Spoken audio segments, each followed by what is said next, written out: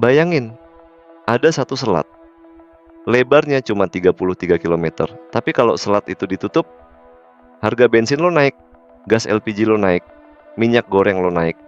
Bahkan beras yang nggak ada hubungannya sama minyak ikut naik.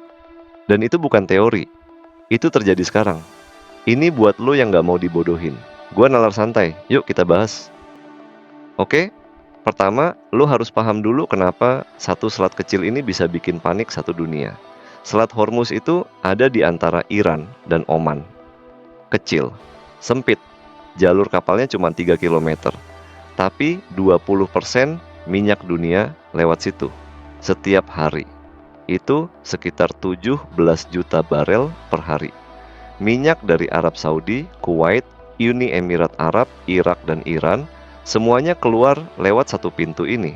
Jadi kalau pintu ini ditutup, ya kayak lo nutup keran air di rumah. Semua yang butuh air kena.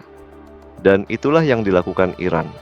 Awal Maret 2026, Iran lewat IRGC, Garda Revolusi mereka, resmi memblokade Selat Hormuz. Ini bukan ancaman lagi. Ini udah terjadi. Harga minyak dunia langsung loncat. Naik 11% dalam hitungan jam, tembus $72 per barel, dan diprediksi bisa naik ke 100 bahkan $120. Tapi ini baru harga minyak dunia.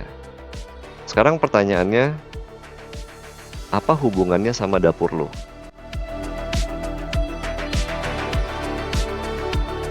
Ini yang jarang dibahas media. Indonesia itu net importir minyak. Udah sejak 2004. Artinya kita lebih banyak beli minyak dari luar daripada produksi sendiri. Kebutuhan BBM kita itu sekitar 1 juta barel atau sekitar 159 juta liter per hari, dan 60%-nya, khususnya Pertalite, dipenuhi dari impor, sementara gas LPG lebih parah lagi. 70% LPG kita itu impor, dan sejak kesepakatan baru, sebagian besar dari Amerika Serikat. Tapi masalahnya bukan cuma soal dari mana kita beli, masalahnya adalah harga. Kalau Selat Hormuz ditutup, pasokan minyak dunia berkurang drastis, harga naik. Dan karena kita importir, kita bayar lebih mahal. Dan tahu apa artinya itu buat APBN? Setiap kenaikan $1 harga minyak, belanja negara bertambah kurang lebih 4-5 triliun rupiah. Kalau minyak tembus 100 sampai $120, belanja negara bisa naik sampai 515 triliun. Uang dari mana? Ya dari subsidi yang harusnya buat lo.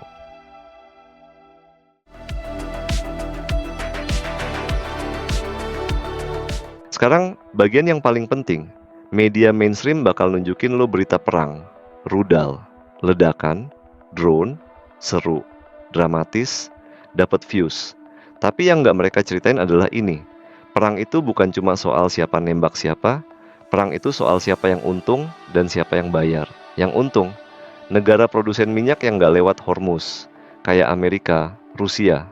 Harga minyak mereka naik, cuan mereka nambah. Industri senjata, setiap konflik itu pesanan baru. Investor yang udah naruh duit di emas dan komoditas, mereka panen. Yang bayar, lo, gua. Rakyat negara importir kayak Indonesia, yang tiba-tiba harga gas 3 kilo terasa lebih berat, yang ongkos ke kantor naik, yang belanja bulanan makin tipis. Dan pemerintah, mereka pasti bilang harga terkendali. Bagi gue ini berarti satu hal, omong kosong besar.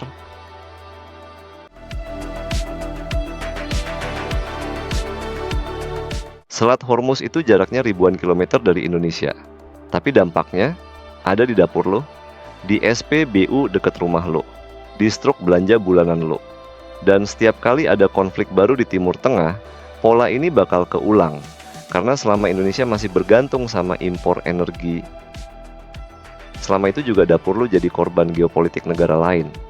Ini bukan soal pro siapa, bukan soal bela Iran atau bela Israel. Ini soal lo ngerti bahwa perang yang kayaknya jauh sebenarnya deket banget sama hidup lo. Kalau lo mau terus ngerti apa yang sebenarnya terjadi di balik berita, subscribe.